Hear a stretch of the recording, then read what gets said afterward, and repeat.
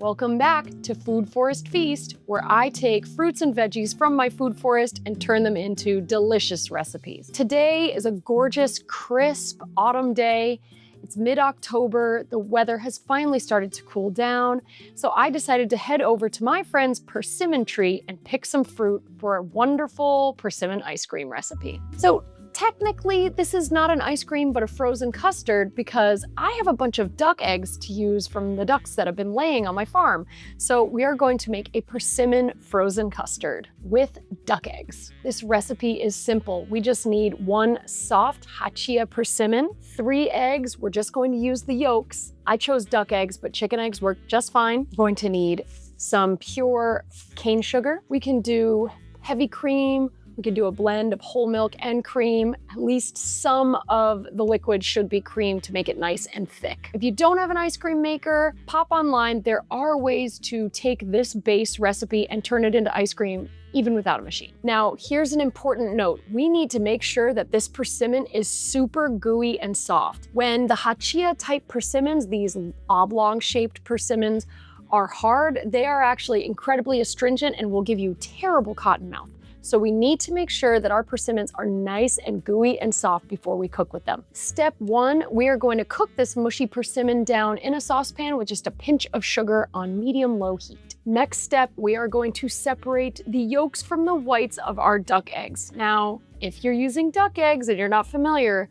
get ready because duck egg shells are thicker than chicken egg shells, so it's going to take a little more force to break them open and a little more skill to separate those yolks from the whites. My persimmon pulp has started to cook down.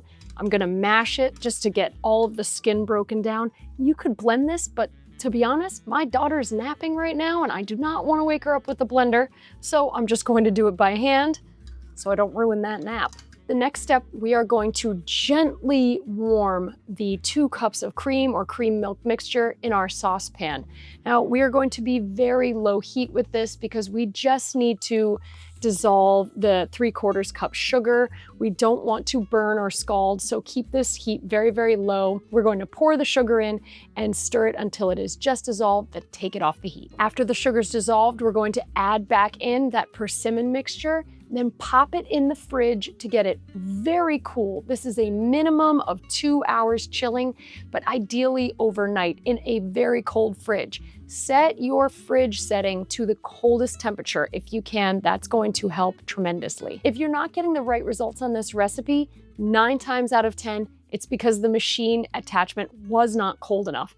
I've messed this up a few times. Definitely make sure that you stick it in the back of your freezer. Do not open your freezer door very often and get it on the coldest setting. Okay, I chilled my ice cream base overnight. It is super cold. Now I'm about to go to my freezer and grab my ice cream machine attachment, which has been on the coldest setting in my freezer for at least 24 hours, and I haven't opened the door. This is key to good ice cream. Okay, now is the moment of truth. I've got my extra cold ice cream attachment. I'm going to put in my blade, finally the lid. We want everything on nice and tight. And we are going to add our cream mixture and turn it on.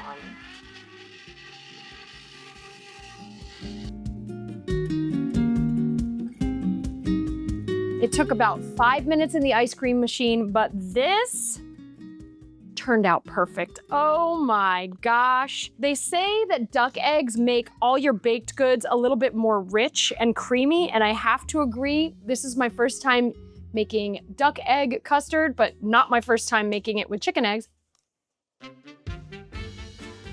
It's incredibly rich. It's sweet. I maybe next time would cut back the sugar just a hair, but this is the best ice cream I have ever had. This was one heck of an edition of the Food Forest Feast. This has to be the best fall flavor of ice cream out there. Now, my kids are basically drooling just out of frame, so I'm gonna have to share this with them. I gotta go. But thanks for tuning in, and see you next time at the Food Forest Feast.